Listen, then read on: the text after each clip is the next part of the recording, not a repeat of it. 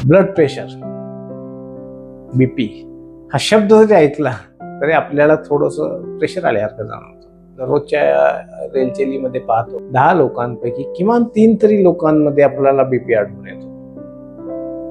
मग हे बीपी शब्द ऐकल्यानंतर तुमच्या मनात नेमकं काय प्रश्न उद्भवतो?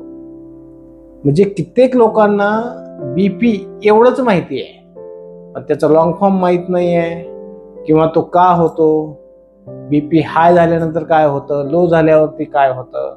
तर आपण हे सगळं ह्या व्हिडिओच्या माध्यमातून जाणून घेऊयात. तुमचा ब्लड प्रेशरच्या संदर्भातील प्रत्येक प्रश्नाचं उत्तर या व्हिडिओच्या माध्यमातून मिळणार आहे. तर व्हिडिओ शेवटपर्यंत बघा.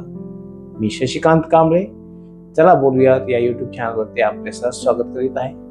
तर आजच्या विषयाकडे वळूयात. चला बोलूयात ब्लड प्रेशरवर. बीपी, बीपीचा लॉंग फॉर्म आहे ब्लड प्रेशर. मग हे ब्लड प्रेशर हे नावातच एक इंडिकेशन आहे की नेमकं काय घडत असेल शरीरामध्ये. ब्लडचं पडलेलं प्रेशर. मग हे प्रेशर पडतं कुठं? तर हे प्रेशर आपल्या रक्तवाहिन्याची जी काय आतील भिंतिका असते, ऑल असते, त्या ऑलवरती पडलेल्या प्रेशरला आपण ब्लड प्रेशर म्हणतो. ब्लड प्रेशर हे 2 प्रकारचे असतात. एक असतं सिस्टोलिक ब्लड प्रेशर आणि दुसरं डायस्टोलिक ब्लड प्रेशर. मग हे सिस्टोलिक ब्लड प्रेशर काय आहे आणि डायस्टोलिक ब्लड प्रेशर काय आहे हे आता आपण समजून घेऊयात. पण हे समजण्यासाठी आपल्याला हृदयाचं जे काही स्ट्रक्चर आहे थोडक्यात समजावून सांगतो मी. हृदयामध्ये 4 चेंबर्स असतात. त्याच्यामध्ये काय असतं की 2 चेंबर्स असतात ते अशुद्ध रक्त शरीराकडून घेऊन फुफ्फुसाकडे पाठवण्याचं काम करतात, आणि जे दुसरे 2 चेंबर्स असतात ते चेंबर्स फुफ्फुसाकडून शुद्ध रक्त घेऊन शरीराकडे पाठवायचं काम करतात. म्हणजेच काय की हार्ट हे एक पंपिंग स्टेशनचं काम करत आहे. ओके. फुफ्फुसाकडून शुद्ध रक्त हृदयाकडे येतं. ते कशात येतं? तर लेफ्ट ऑट्रियम मध्ये येतं, आणि लेफ्ट ऑट्रियम मधून ते लेफ्ट वेंट्रिकल्स मध्ये जातं. मग लेफ्ट वेंट्रिकल्स मधून परत ते कुठं जाणार आहे? पूर्ण शरीराला सप्लाय होणार आहे. मग होतं काय याच्यामध्ये? आता आपल्याला काय समजून घ्यायचंय? सिस्टॉलिक ब्लड प्रेशर आणि डायस्टॉलिक ब्लड प्रेशर. तर इथं ते तुम्हाला समजेल की ज्या वेळेस हृदय आकुंचन पावतं, आणि आकुंचन पावल्यानंतर काय होतं की त्या वेंट्रिकल्स मध्ये, लेफ्ट वेंट्रिकल मध्ये जे काही ब्लड आहे, शुद्ध रक्त आहे, ते बाहेर येतं. म्हणजे काय होतं? ते रक्तवाहिन्यामध्ये येतं आणि पूर्ण शरीरभर पोचवलं जातं. त्यावेळेस हृदय आकुंचन पावतं. आकुंचन पावल्यावर काय होणार आहे की हृदयामध्ये जे काय ब्लड आहे, लेफ्ट वेंट्रिकल्स मध्ये जे काय ब्लड आहे त्याच्यावरती एक प्रेशर एक्झर्ट होईल ना, आणि ते प्रेशर एक्झर्ट झाल्यामुळेच ब्लड बाहेर येऊन वेनमध्ये जाणार आहे. तर हे जे प्रेशर आहे त्याला सिस्टॉलिक ब्लड प्रेशर म्हणतात. यावेळेस जे काय ब्लड वरती प्रेशर पडतं याला सिस्टॉलिक ब्लड प्रेशर असं म्हणतात. मग डायस्टॉलिक ब्लड प्रेशर म्हणजे काय की ज्या वेळेस हृदय पूर्ववत आपल्या जागेवरती येतं, आपल्या साईज मध्ये येतं, म्हणजे प्रसरण पावतं, आणि प्रसरण पावल्यानंतर जे काय ब्लड वरती प्रेशर आहे त्या प्रेशरला डायस्टॉलिक ब्लड प्रेशर म्हणतात. आणि हे जे काही चक्र आहे डायस्टॉलिक आणि सिस्टॉलिक, हे दोन्ही कंप्लीट झाल्यानंतर एक पल्स, एक बीट, हार्टबीट म्हणतो ना आपण, तर तो एक बीट कंप्लीट होतो हार्टचा.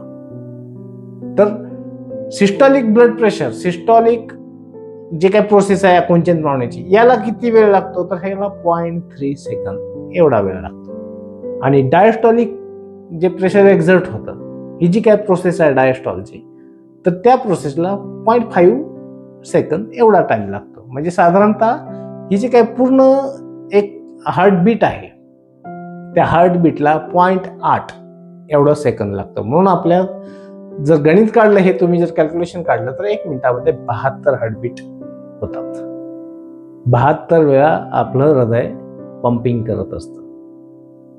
आणि ह्या पंपिंग मधून जे काय प्रेशर एक्झर्ट होतं त्या ब्लड वरती, आणि त्या प्रेशरमुळे ज्यावेळेस ब्लड हे आपल्या रक्तवाहिन्यातून जात असतं त्यावेळेस सहज असं जात नाही, त्याची सर्क्युलर मोशन असते. आणि सर्क्युलर मोशनमुळे होतं काय की त्या ब्लडचं प्रेशर आतील ऑलवरती पण पडत असतं. तर आतापर्यंत आपण काय काय पाहिलं? ब्लड प्रेशर म्हणजे काय पाहिलं, सिस्टॉलिक ब्लड प्रेशर म्हणजे काय असतं, डायस्टॉलिक ब्लड प्रेशर म्हणजे काय असतं, की ब्लड प्रेशर म्हणजे काय, की परत एकदा रिपीट करतोय, की जे प्रेशर रक्तवाहिन्यातून वाहणाऱ्या रक्ताकडून वाहिनीच्या भिंतिकेवर पडतं त्याला ब्लड प्रेशर म्हणतात. आणि सिस्टॉलिक आणि डायस्टॉलिक मगाशी सांगितलं तुम्हाला, की जेव्हा हृदय आकुंचन पावतं आणि त्या प्रक्रियेमध्ये जे प्रेशर रक्तवाहिन्यांच्या ऑलवर पडतं सिस्टॉलिक ब्लड प्रेशर म्हणतात. आणि ज्यावेळेस हृदय प्रसरण पावतं त्यावेळेस जे काय प्रेशर रक्ताकडून रक्तवाहिन्यांच्या ऑलवरती पडतं त्याला डायस्टॉलिक प्रेशर म्हणतात. मग हे प्रेशर कशासाठी लागतं, तर हृदयाला हे रक्त शरीराच्या एक एक कोशिकापर्यंत पोचवायचं असतं. आणि जर ते कोशिकापर्यंत पोचवायचं असेल तर त्याला जर काही प्रेशर असेल तरच ते पोचेल ना तिथपर्यंत. जसं हेल्दी पर्सन आहे, अशा हेल्दी पर्सन्स मध्ये नॉर्मल ब्लड प्रेशर किती असतं, तर सिस्टॉलिक असतं 120 आणि डायस्टॉलिक असतं 80. आणि जर समजा हे जर प्रेशर वाढलं, म्हणजेच काय की हृदयानं जर जास्त प्रेशरने ब्लड सप्लाय केलं शरीराला, तर काय होऊ शकतं, तर मगाशी तुम्हाला सांगितल्या पद्धतीनं की ब्लड जेव्हा वेन्स मधून पास होत असतं ते सरळ जात नाही, टॅप वॉटर सारखं सरळ येत नसतं, ते जातं सर्क्युलर मोशन. आणि त्यामुळे होतं काय की त्याच्या ज्या व्हेन्सच्या ज्या काय आतील वॉल आहेत त्याच्यावरती त्याचं प्रेशर पडत असतं. आणि जर प्रेशर प्रमाणापेक्षा जास्त पडलं तर आतील ऑलला पण इजा होऊ शकते. आणि जर पण आणखीन जर जास्त प्रेशर पडलं तर तुमच्या ब्लड व्हेसल सुद्धा फुटू शकतात.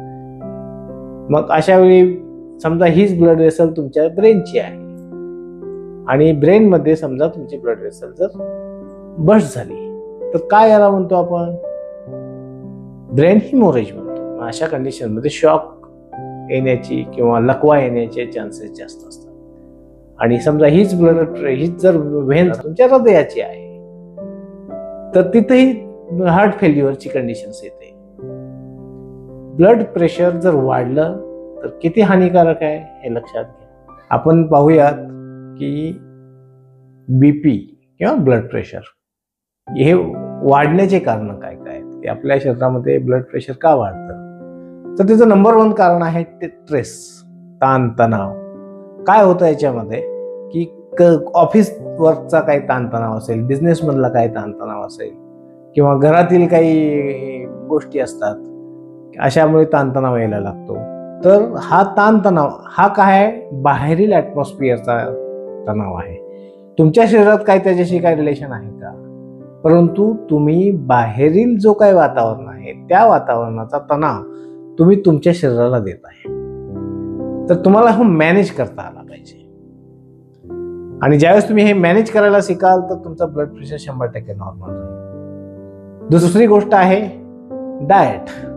तुमच्या डाएटमध्ये समजा सोडियम क्लोराईड याचं जर प्रमाण जास्त असेल, ज्याला आपण मीठ म्हणतो, घरातील मिठाने बीपी वाढत नसतो, हे वाढतो बाहेरील पॅकेज्ड जे काही फूड आपण खातो त्याच्यामुळे ब्लड प्रेशर जास्त वाढतं. म्हणून बाहेरील पॅकेज फूडचं प्रमाण, खायचं जे प्रमाण आहे ते कमी करा. आणि तिसरं आहे वेट.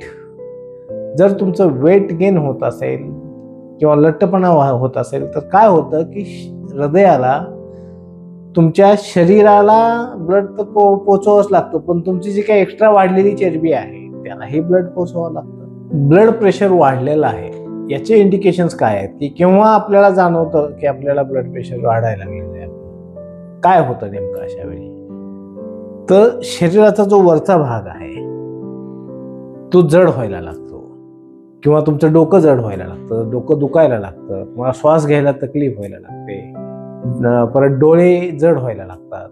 मग अशा कंडिशन्समध्ये जर तुम्हाला हे सगळे सिम्पटम्स जाणवले तर तुम्ही पटकन डॉक्टरकडे गेलं पाहिजे, आपला बीपी चेक केला पाहिजे आणि पुढची ट्रीटमेंट घेणं गरजेचं आहे.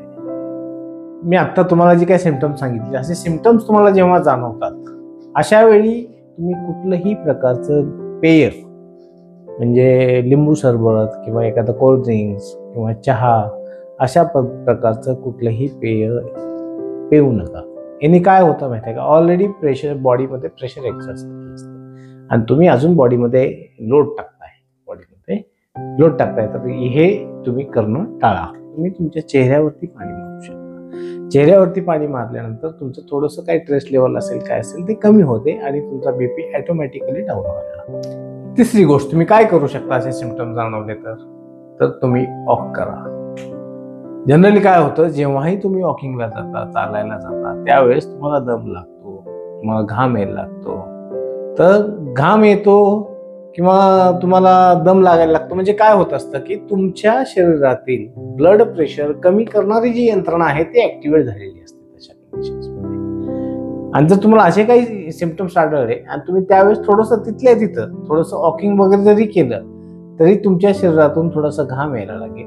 घाम आला की थोडंसं शरीरातील पाणी म्हणजे रक्तवाहिन्यामधून जे काही पाणी आहे त्याचं पाण्याचं प्रमाण कमी होईल आणि रक्तवाहिन्या हळूहळू रिलॅक्स होतील.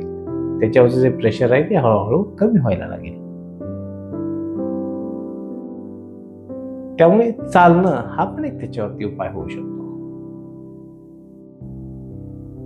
पण ज्यावेळेस तुम्हाला चेस्ट पेन फील होत असेल, म्हणजेच it may be heart attack, तो हार्ट अटॅक पण असू शकतो, तर त्यावेळेस चालणं हे टाळा. चालणं हा त्याच्यावरती उपाय नाहीये. या व्हिडिओमध्ये ब्लड प्रेशरच्या संदर्भात जे काही बेसिक गोष्टी सांगितलेल्या आहेत, जर तुम्हाला ते आवडले असतील तर चॅनलला लाईक करा, शेअर करा आणि सबस्क्राईब करायचं विसरू नका. तर पुन्हा भेटूयात पुढच्या व्हिडिओमध्ये.